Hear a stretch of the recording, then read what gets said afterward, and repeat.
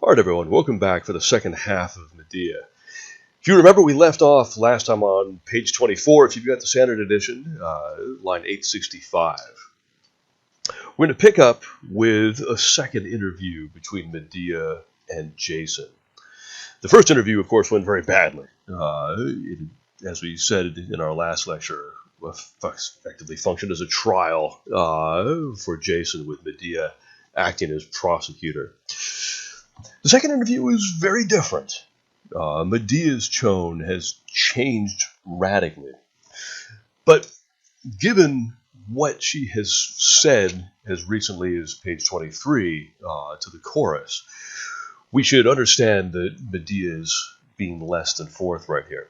And we've already noted that she is a master manipulator, right? She has already gotten the chorus to do her bidding, gotten Creon to seal his own doom, gotten King Aegeus of Athens to give her the escape hatch that she needs to carry out her plot.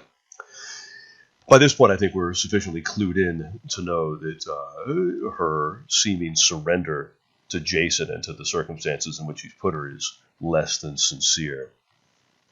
So recall that she had sent the nurse to summon Jason. This is back on page 23. If you look at line 819 and following, Medea says, "On with it. Until the deed is done, all words are wasted." And then to the nurse, "But now go and bring Jason here. I employ you in all matters of trust. But say nothing of what I have determined on, if you care about your mistress and are a true woman." What she said, and what she doesn't want the nurse to repeat to Jason, is that she has determined to kill her children, right? So we know that whatever it is that she now says to Jason, starting on page 24, is part of her plan. Exactly what role Jason has to play only becomes clear, however, as the dialogue goes on. She begins by trying to win him over, in much the same way that she had carefully employed her rhetorical skills to win over the chorus, and then Creon, and then Aegeus after that. With Jason, what she does is she flatters all of his conceits. She seemingly accepts the logic of the argument that he had made when they last talked, arguments that she had rejected at the time. So she begs his pardon, asks that he forgive her passions. This is line 869 on page 24. "Jason," she says, "I beg you to pardon what I said before. It is only reasonable that you should bear my passionate moods, since we have exchanged many acts of loving kindness.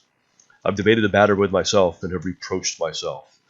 What lunacy makes me so stubborn? Why do I bear ill will to those whose counsels are good?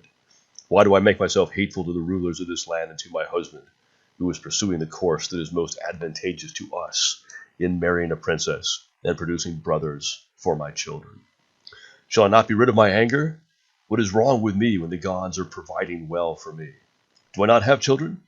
Am I not aware that we are going into exile from this land and need friends badly?" So in other words, accepting that he was being reasonable and logical all along, and that her reaction to his decisions and his arguments was simply the passionate outburst of an overly emotional woman. And this is playing to all of Jason's weaknesses, right? I mean, he likes to see himself in this typically sort of misogynistic worldview as being the reasonable party in the marriage, right? As against her sort of wildly passionate, illogical nature. And so he is won over in this way. And you can see that on the facing page, on page 25. Where he says, for example, this is now line 908 and following. "I approve of what you say, woman, and find no fault with your former attitude either. It's fair enough that one of your sex, a woman, should fly into a passion with a husband who traffics in contraband love. But your heart now follows a better course. You have taken your time, but you have now come to a wiser view. This is the behavior of a sensible woman." So Medea's rhetoric has done its work, right? Jason is entirely taken in by this seeming act of deference to his greater reasonableness and wisdom. But that's not the only thing going on in this dialogue. Euripides is also careful to now use to the utmost that dramatic irony that we've talked about in earlier plays. Dramatic irony, of course, is, to reiterate what we said before, the moment where the playwright uses the fact that the audience knows something that at least some of the characters in the play don't, and has people unwittingly say things, for example, that reference a truth that the characters who are doing the speaking themselves can't understand. So, for instance, Jason, this is now again page 25, following the quote that I just gave you. So this is now line 9:17 and following. Actually, let's go back, 9:15 and following. It says, "And as for you, my children, your father has not been thoughtless, but has furnished great hope of safety if the gods so wish. I think that you will yet live to prove the chief citizens of the land of Corinth, prove to be the chief citizens of this land of Corinth with your brothers to be. Only grow up. Your father and any of the gods who is kindly will bring about the rest. I pray to see you thriving as you reach the fullness of youth, triumphant over my enemies." Jason, of course, doesn't recognize the irony in that, right? It doesn't realize that by acceding to Medea's wishes, and we'll get to what those wishes are in just a moment, he in fact is sealing the doom of his children. So that passage is rich with that irony. Medea, of course, does know what's going to happen. It's after all her plan. And so when she hears Jason say those words, she's very much affected by it and has to play it off down on line 9:30.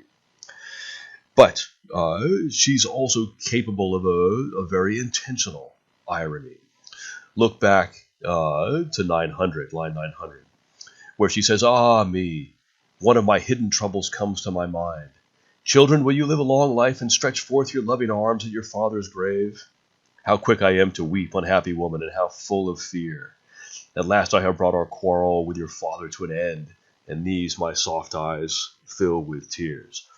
Of course, Medea knows that the children are not going to live a long life, right? They're not going to be present at the funeral of their father, because she's going to see to it that they don't. So those lines are ironic in a different way, right? Medea is being intentionally ironic in those moments. All right. Well, in any event, what is Medea's plan? Why is she sucking up to Jason? We finally find out at the bottom of page 25 and the top of page 26. Medea needs Jason's cooperation for something. The way that she is going to dispose of the princess is to send her gifts that have been poisoned. She's going to give her a crown and a gown and treat these with ointments, which are going to set the princess on fire and dissolve her flesh. But the princess, knowing Medea's reputation as a sorceress, would naturally view such gifts with suspicion, as would her father, the king, Creon.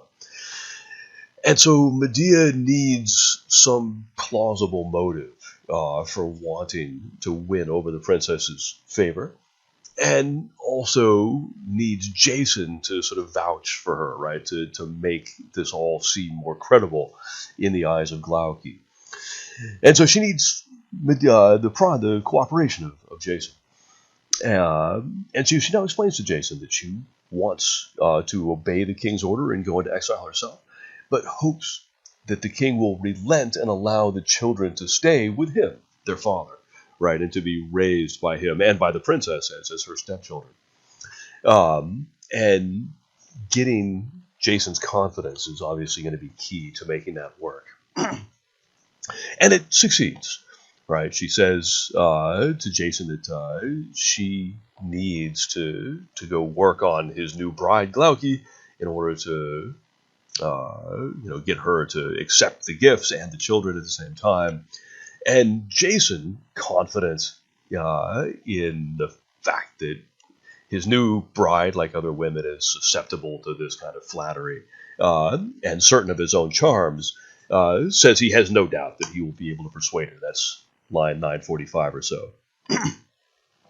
So the plan works beautifully. Medea has buttered Jason up. He, now full of confidence, falls for this entirely. The other noteworthy thing, however, about Medea's plan is the deeply cynical way that Medea now chooses to use the children as instruments of revenge. She has already hinted that if she uses the children in this way, that there's going to be no way to save them, right? The Corinthian people, once they realize what's happened to the king and the princess, will turn on the children and kill them. A reference to that older version of the story that was common before Euripides wrote this play, right? That the Corinthian people had, in fact, killed Medea's children. And up to this point, the audience may still be expecting the play to work out that way. If Medea is sincere about that, if she really does believe that by having her children function as accomplices in the murder of the princess, then her use of the children in this way, in a way that guarantees their deaths, is something profoundly shocking, right? How could a mother really do that? But it isn't clear that she really does feel that. She has said before that she's going to kill them with her own hands, and so it's a little bit uncertain what's going on in Medea's mind at this point in the play.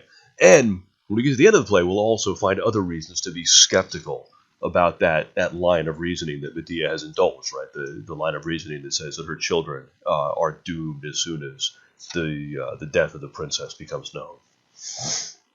Well, in any event, the interview ends down at the bottom of 26. Jason goes off with the children to go and deliver the poisoned gifts. And that leaves the chorus on stage on page 27 to reflect on what they know is now about to happen. That choral ode is one full of sympathy for everybody involved. For the princess, who is about to accept the gifts and seal her own doom in doing so. Sympathy for Jason, for whom up to now the chorus has had relatively little, right? If you recall the first interview between Jason and Medea, the chorus said that Jason might have been a glib debater, right, an effective sophist, but that they saw through his sophistry and still condemned him as being the unjust party in this debate. But now that death looms over the princess and the children both, the chorus is even able to summon up some sympathy for Jason. And lastly, down around line 995, even some sympathy for Medea herself, right? Even though that they know that she means to commit this horrendous act, the chorus of sympathy extends even to her. All right. There's one last interview here before the murders themselves. Medea also needs to talk to the tutor here. The tutor, you may recall, is not in on Medea's plan. As a man, he hasn't been taken into her confidence. He doesn't quite know what's going on. And so her interview with him is manipulative in the same way that it has been with every other man that she's interacted with in the course of this play. And also there's a lot of irony and double meaning worked into this discussion.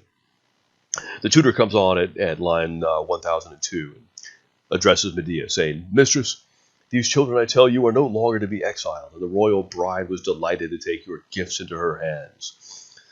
There it is all peace for them. But what's this? Why are you standing there with such a desperate look when things are going so well for you? Why have you turned your face away? Aren't you glad to hear what I've just said?" The tutor, of course, has no idea what's going on. He thinks that Medea is sincere in her wish to leave the children behind in Corinth. But in reality, we, as Medea knows, that this is not going to be the case. A bit further on page 28, in the course of that conversation, this will be line about 1015 or so. The tutor says to Medea, "Be of good cheer. One day these children will bring you home." To which Medea replies, "I shall bring others to peace before I, poor creature that I am, come back." There's a good footnote on this in our edition. You should take a look at it. The Greek is ambiguous at this point in the play in a way that's not easy to capture in a translation. That phrase, "bring you home," the original Greek could also mean bring you to rest, i.e. in the underworld right after death. And so these children will one day bring you home could mean that they will one day restore Medea to Corinth or perhaps even to Colchis. But it could also mean that the children will one day attend her funeral, right, and perform the burial rites and, thus guarantee her entry into the underworld. Which makes Medea's response, again, more ironic, right? "I shall bring peace to others before I, poor creature that I am, come back." Could also mean I will be the one who sort of is there at their deaths rather than them being present at mine. After the tutor leaves, Medea is left on stage just with her children. All other characters are off stage. And what follows is a lengthy spoken part by Medea that I'm going to refer to as a soliloquy. A soliloquy is different from a monologue. In a monologue, a character holds forth for an extended period of time, but typically there's an audience on stage for that speech, right? There are other characters there to listen to it. By contrast, a soliloquy, a term you might be familiar with if you've ever studied Shakespeare, is a moment when a character speaks essentially to him or herself. And a soliloquy is different in that sense because it's a reflection of the character's true thoughts rather than something said for the sake of the audience, right? Something said with the audience in mind. That's important, particularly in this play, because we know that Medea is a master manipulator. Everything that she has said up to now has been calculated for effect, right? Meant to persuade her audience to do her bidding in one way or another, persuading the chorus to remain silent while she carries out her plan, persuading Creon to give her more time in which to carry that plan out, persuading Aegeus to give her refuge in Athens, persuading Jason to be an unwitting accomplice in the murder of his bride. All of those things are cases where we can't really trust what Medea says because we know that she is saying what she says for the sake of controlling the person to whom she's speaking. Now, in this case, there are other people on stage. The young children of Medea's are there. But I think in spite of that, we can treat this essentially as a soliloquy, even though at a couple of points she actually addresses the children. Her sons are too young, perhaps, to understand what it is that she's saying. And so this is, in effect, a soliloquy, even if it isn't that literally. And as such, because this is the first time that we can really take what Medea says at face value, right, understand it to be something other than manipulation of some audience, it is also the psychological centerpiece of the drama. Insofar as the drama is on one level, an exploration of what it is that Medea is thinking as she steels herself to commit this horrendous deed. This moment where we get an unfiltered view into what's going on in her head is the highlight, right? The high point, if you will, of the play. And Medea is revealed in this moment as being a deeply conflicted person. She wavers, right?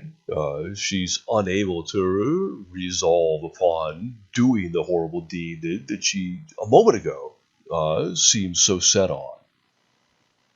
She, in the first part of that soliloquy, thinks about everything that she's giving up, all of the effort she's invested in her children up to now, the love and the care that went into their upbringing, and also the future that she's giving up in destroying her offspring, right? The future for her children, but also her own future.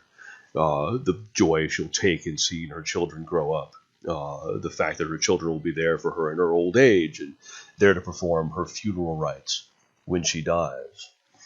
And those considerations lead her to a point where she seems to be on the verge of giving up her plans. Look at lines 1040 and following. Alas, alas, why do you look at me like this, my children? Why do you smile this final smile of all? What can I do? My heart steel shattered, women, when I saw my children's bright eyes. I can never do the deed. Goodbye to my former plans. I shall take my children from the land. Why should I, as I seek to pain their father through their sufferings, win twice as much agony for myself? I will not do it. Goodbye to my plans. So it seems as though she now plans to take her children with her. And she seems to be aware in this moment that that's an option, right? That simply because the princess is going to die and the children are going to be accomplices to this, that doesn't necessarily seal the doom of the children. She can take them with her, right? And we'll see the way that might have happened when we get to the end of the play. But that wavering itself isn't something lasting, right? In the very next lines, picking up from where I left off, she returns to her determination to kill the children. But what is wrong with me, she says? Do I want to make myself ridiculous by letting my enemies go unpunished? I must face the deed. Shame on my cowardice and never letting my mind dally with these weak thoughts. Go into the house, children. Those for whom it is not right to be present at my sacrifice, that is a matter for them. My hand will not weaken. A couple of notes on that little section. First of all, another good footnote. Go check out the footnote on line 1054, where it's explained that last couple of lines echoes the language of sacrifice, right? This is sort of a ritual formula that you pronounce when you're about to kill an animal as a sacrifice to the gods.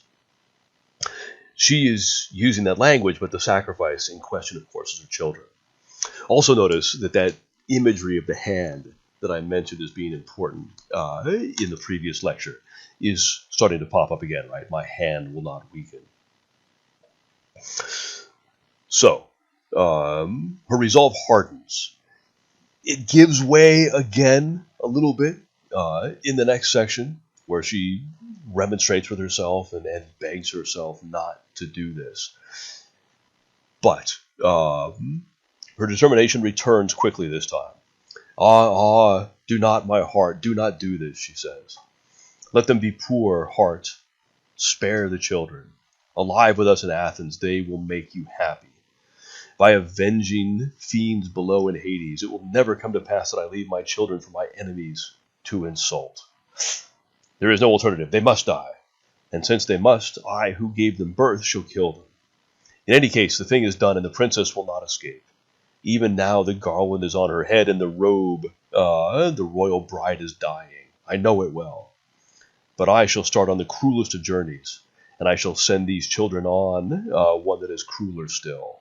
And so I wish to speak to them. The psychology here is interesting. She's already conceded that she might take the children with her, but now she persuades herself that that's not possible, and that the only alternative to killing them herself is to leave them behind for her enemies to insult and torment. And since that's unacceptable, she has to kill them, perhaps as much for their own sake as for hers. Again, whether that's really true or not is very much in question. And the ultimate reason to doubt that it's true doesn't become obvious until the end of the play, so hold that thought. The last bit of her soliloquy, beginning on line 1070, is largely building up the pathos of the play. Give your right hands, children, give them to your mother to kiss. O dearest of hands, dearest of lips to me, O children, so noble in appearance and so beautiful. May you find joy, but elsewhere. Those last two words being ominous, right? The elsewhere in question is meant to be the underworld, although the children, to the extent they understand any of this, certainly don't understand that. Your father took away your chance of happiness here. The children probably take that to mean that they're going into exile with their mother. But again, in a case of dramatic irony, we, the audience, understand that the children don't, right? The elsewhere in question is the underworld, and here, when she says your father took away your chance of happiness here, means the earth. With that, the chorus is then given another chance to reflect on what it's seen. At first, the chorus reflects on the female sex, and there's a sense that women are given to evil deeds here. But quickly, the chorus turns to a meditation on parenting and takes an extremely pessimistic view of it. To be a parent is to suffer, the chorus suggests.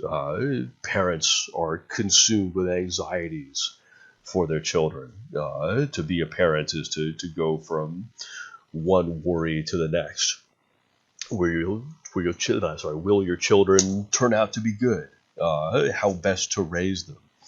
And then, if you do somehow succeed in raising them well, will they grow up and survive you?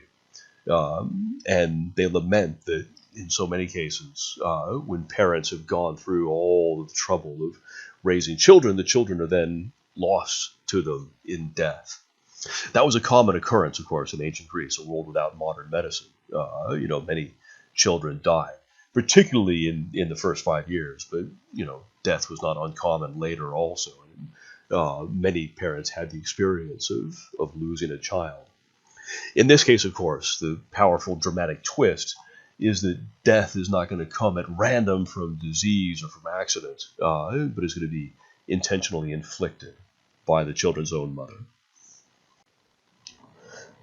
We've noted before that in Greek theater, death always occurs off stage, and that's the case here as well. The choral ode, as so often, marks the passage of time. And so when the dialogue resumes at the bottom of page 30, we can understand that a certain amount of time has passed. A messenger now appears, and in typical Greek dramatic fashion, now relates what it is that we haven't seen. Insofar, that's typical, but there are some noteworthy things about what comes next. In particular, Medea's macabre desire to hear all of the gory details gives us a new sense of her character. Right? It's not simply enough to know that her enemies are dead. She has to, have the pleasure of hearing about their suffering as they're dying from an eyewitness. We won't relate the messenger's story in full. You've had a chance to read it. It's mostly straightforward, but there are a couple of points that deserve to be particularly pointed out. First of all, Medea's foresight in realizing the role that Jason would have to play in persuading Glauce to accept the gifts. We're told that when the children initially come in, she's disgusted by them, doesn't want to see them. Stepmothers, and she would in a sense be a stepmother, these children are notorious in Greek myth for hating their stepchildren, and this is what you would expect. And Jason plays the role that Medea has given him perfectly, persuading Glauce to accept the gifts. From there, her woman's vanity takes over. She's fascinated by the baubles and puts them on. And because, of course, Medea has poisoned them, they then do their deadly work. When her father, the king, Creon, hears her screaming, he runs into the room and tries to save her. and the poison now affixes to him as well, and he shares his daughter's fate. What's interesting about that passage is the way in which Creon's love for his daughter contrasts so powerfully with Medea's cold, cynical use of her children as instruments of revenge. Look at line 1202, for example.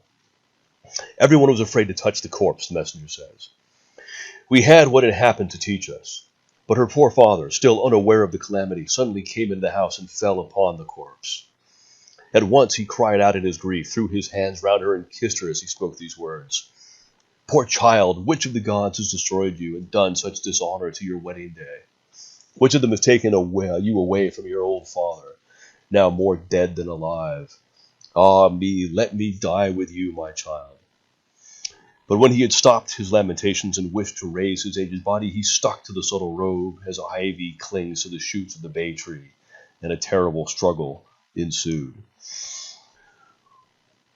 We'll stop there. Whereas Medea is willing to sacrifice the lives of her children for the sake of living to see her own revenge, Creon is wishing in this moment to die, having lost his dear daughter. The fatherly affection that Creon shows helps to highlight the really cruel, calculating nature of Medea. It's not that she doesn't feel for her children. She has maternal instincts. Clearly, we saw that during her soliloquy. But she is capable and willing to lay those aside for the sake of seeking her revenge. So, the messenger finishes his tale. The chorus now repeats that they feel that Jason has somehow deserved this, but they also express their sympathy for Glauce, who had done nothing really to deserve what's happened to her. And with that, the moment has come. Right, Medea now, having heard that the plan has been successful, has to decide if she's going to kill her children as she had intended to do or not. And that requires one final moment where she really has to steel herself to commit the deed. That occupies lines 1237 and following. And here there seems to be no wavering any longer. My friends, she said, speaking to the chorus, I have now decided what to do.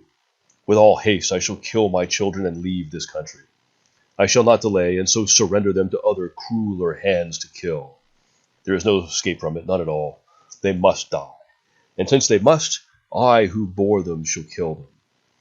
But come, my heart, arm yourself. Why do I delay to do the terrible but necessary crime? Come, my cruel hand, take the sword, take it. Go forward to where life's pain begins. Do not prove a coward. Do not think how very much you love your children, how you gave them birth.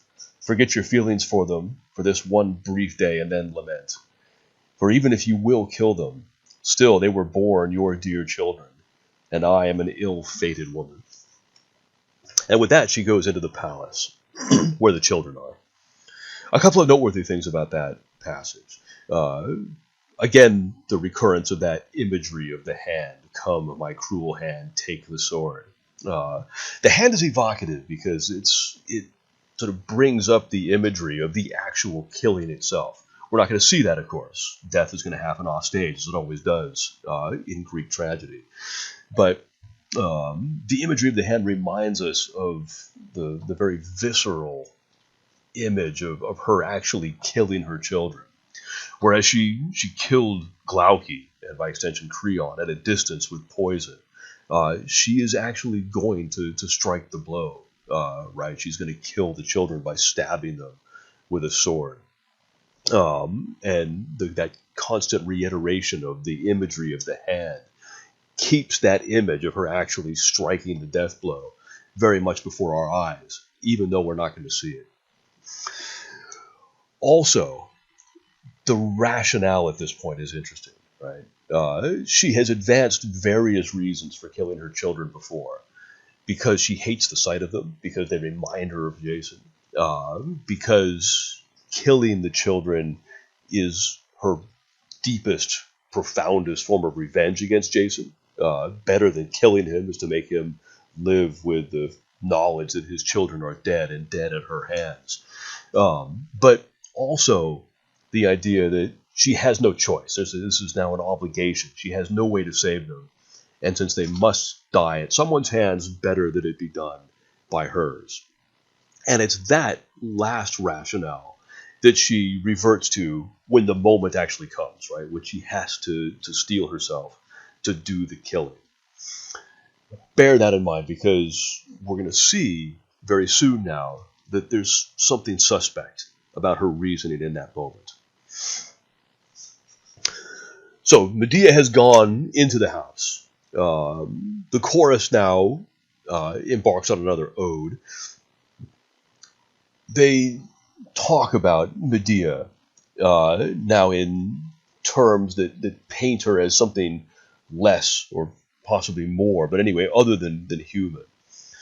She's described as an animal, but also as a fury. You remember from the Oresteia what furies are. They contemplate helping the children, right? Shall we save them? Can we save them? And in that moment, the children begin to cry out from behind the stage, behind that facade that represents the walls and the door of the palace. The chorus is conflicted. Should they go and try to save them? But before they can make up their minds, it's already too late. The children are dead. And the chorus again reverts to language describing Medea as something inhuman. Look at line 1280, for example. 1279, I'm sorry. Cruel woman, you must be stone or iron, for you will kill your children, the fruit your womb bore, bringing their doom on them with your own hand. There's that imagery of the hand once again. And then we reference the myth of a mythological figure, a woman named Ino.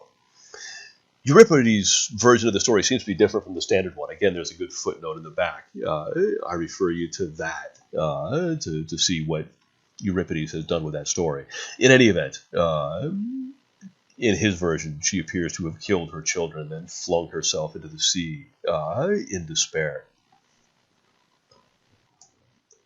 With the children dead, all that's left is to bring some closure to the story of Jason and Medea in the end of the play, the so-called denouement, to use the French term. Jason appears on stage one last time, asking the chorus where his children are so that he can save them. He fears that the Corinthian women, or rather the Corinthian citizens, may come to do them some harm in revenge for the death of the princess and the king, a reference to that original Corinthian version of this legend that Euripides has changed for this play. He is, of course, too late, and the chorus informs him of that. Jason asks that the doors of the palace be unbolted and that the attendants could bring the bodies out. And the audience of the original play was no doubt at this point expecting for those stage doors to open and for the bodies of the two children to be wheeled out on that rolling platform that we talked about, for example, when we read Aeschylus's Agamemnon. What happens instead, though, is that the bodies appear in a very different, very unexpected place, in a very unexpected way. Medea appears now above the stage, suspended from that crane that we've mentioned before, usually reserved for the appearance of gods, right, whose divinity is indicated by the fact that they fly. She's riding in a dragon-pulled chariot. Medea is a relative of the sun god Helios. He pulls the sun across the sky in a chariot, sometimes pulled by dragons. Excuse me. And it seems that he has lent her that chariot for the purpose of making good her escape from Corinth to Athens. That sudden, unexpected appearance of Medea with the children in this chariot is remarkable in a couple of ways. For one, of course, that suspension in midair is, in almost every other case, a mark of divinity. What do we make of the fact that Medea is being marked out in this way? On the most prosaic reading, she's simply flying because she's been lent a dragon chariot, but the fact that she is given this treatment, normally reserved for divinities, suggests that she has become a kind of a quasi-god. Or perhaps even that she hasn't been fully mortal all along. Perhaps the fact that she has this perfect cunning, this perfect rhetorical ability, is an attribute of her divinity. Or perhaps the fact that she is able to bring herself to kill her own children marks her out as paradoxically, a sort of a divine being, since the gods hate with a kind of an absolute intensity that human beings aren't normally capable of experiencing. So Medea strangely has this sort of quasi-divinity to her. But it also puts an interesting twist on much of the psychology that we've been talking about in this play. Medea more than once has suggested that she is in some sense forced to kill her children because they're going to die anyway. Once the murder of the princess and the king has been committed, there's no way to spare them because the Corinthian people will kill them if she doesn't. And you'll remember that that's the rationale that she uses at the end, at the very moment where she's going to pull the sword, to convince herself to go through with the deed. Well, here they are on the chariot. And when Jason, about line 1375, asks for permission to be allowed to bury them himself, Medea says no, that she is going to fly off with their bodies and bury them in a precinct sacred to Hera before going on to Athens. Of course, that raises the question, if she can take the bodies of the children dead wherever she will, couldn't she have taken them to Athens, or for that matter anywhere else she chose while they were alive? I think it does. And I think that what Euripides has done is to subtly undermine the rationale, the justification that Medea had used to persuade herself, right, through her own rhetorical talent, to go through with this horrendous act. Right? She has been shown in the play to be a master manipulator, a master of rhetorical skill, able to manipulate others. But in the end, it's herself that she has to manipulate at the last in order to go through with the act of killing her children. Jason has a long lament on page 36, about lines 1325 and following, in which he describes Medea as an Etruscan Scylla, or a lioness. A lioness is fairly straightforward. What is an Etruscan Scylla? Well, Scylla was a monster, a woman who, by betraying her father, was condemned to be transformed into a hideous beast with 6 long necks, at the end of which were 6 dogs' heads. And this beast lived up in a crag in a mountain and devoured the sailors from passing ships. If you've ever read the Odyssey, he encounters Scylla. So she's being equated with animals and monsters, something we've seen before, obviously. Also, he says, in a repetition of some of the points he raised in the first interview between Jason and Medea, that she is only doing this out of a kind of sexual jealousy. This is line 1337, where he says, "And then, after you had become my bride and borne my children, you killed them because our sex life was over." And then he goes on to say that this is only because of her barbarianness, right? The fact that she's not Greek. There is no Greek woman, he goes on, who could have brought herself to do this. And yet I chose you before all of them as a fitting wife for me. A hateful marriage it proved, and it destroyed me. Medea's response to that is to engage in almost grotesque gloating. She says, line 1351, I would have given a long, drawn-out answer in response to what you said, did not Father Zeus know how you repaid me and what you've done. You were never going to shame our bed and lead a pleasant life and laugh at me, nor was the princess or Creon, the man who made the marriage for you. He was not going to throw me out of this land and get away with it. So now call me a lioness, even if you want, and Scylla, who took her abode on the Etruscan rock. I have done what I had to do. I have stung your heart. Jason replies, and you, too, feel pain and share in the catastrophe. To which Medea says, you are right, but my sorrow is well repaid if you cannot laugh at me. And her gloating goes on for most of the rest of that page. But in addition to revealing something about Medea's character, it also is important to look at the way she describes her motives now that the killing has been accomplished. Right. It's hard now for her, I think, to fall back on that excuse that she had no choice because the children's lives were forfeit no matter what she did. Obviously, she has them there in the chariot. That's a very hard case to make. And so instead, perhaps there's a little bit more honesty at this point. And her reason, ultimately, for killing the children, not the reason she gives herself by way of an explanation, but the real reason, is that she cannot stand to be beaten, cannot tolerate the sight of her enemies laughing her to scorn. Right? That really is what this came down to. And that's a more genuine reason for killing the children. A much more plausible one than the one that she used to convince herself in that crucial moment to do what she did. She also, down at the bottom of page 37, this is line 1380 or a little bit after, when she describes where she's going to take the children and where she's going to bury them, she goes on to make a prediction about what will happen to Jason. And this is the standard version of the end of his myth.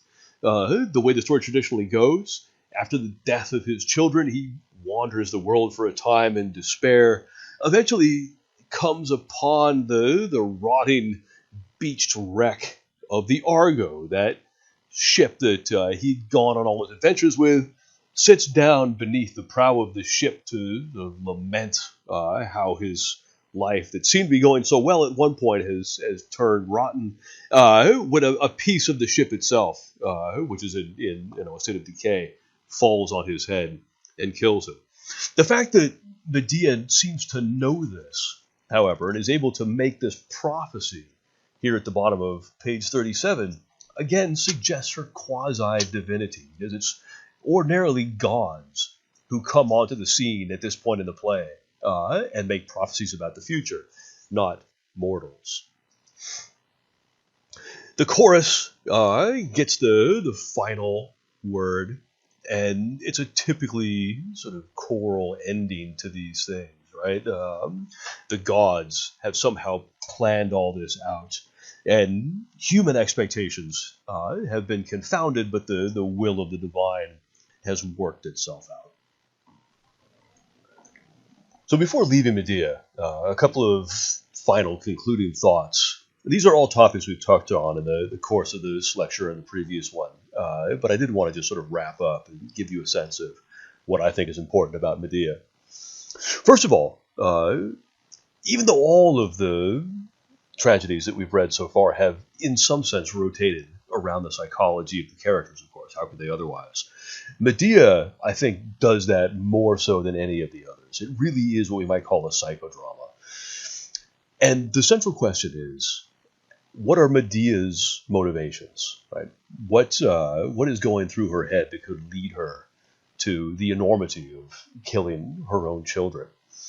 And I think it's here that Euripides is particularly masterful, because rather than presenting us with a flat, one-dimensional character who is, for example, simply driven by vengeance to be evil, he presents a rounded, complex, flawed, realistic Medea who has conflicting motivations, who changes her mind at this sort of moment of crisis and vacillates between different options, and is sometimes less than honest even with herself about why she does what she does.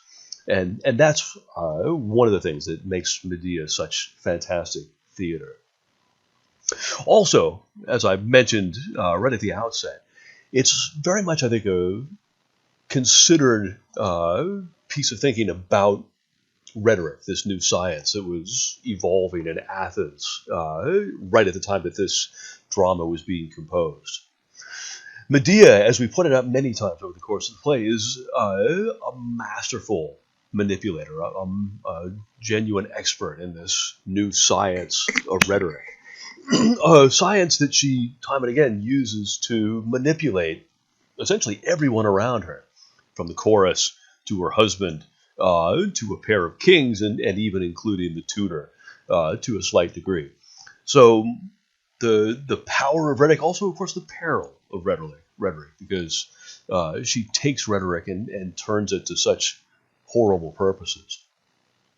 But combining that question of rhetoric with the question of the psychological portrait that we see drawn of Medea, I think one of the most interesting things about the play is that Medea ultimately becomes both the manipulator and the manipulated. She becomes the target for her own persuasive powers when she's, trying to convince herself to carry through the murder of her children that she's conceived. She winds up having to engage in an act of persuasion upon herself. And the way in which she does that, and the way in which she lies to herself about why she is doing what she's doing, is, I think, one of the play's most fascinating aspects. Another dimension of the play that gets a lot of conversation is its representation of sex and gender and stereotypes surrounding those.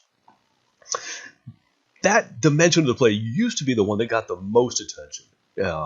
And for much of the 70s, 80s, 90s, the conversation in scholarship about Euripides rotated around the question of whether he was a proto-feminist, or, on the opposite extreme, whether he was a misogynist, or something else, or neither. For me, I think that conversation's a little bit hollow and sterile. Feminism is a modern phenomenon, really a 20th and 21st century phenomenon. You can trace its roots back to the 19th century, maybe. But the idea didn't exist in 5th century Athens, and so there's really no chance that Euripides could be a feminist.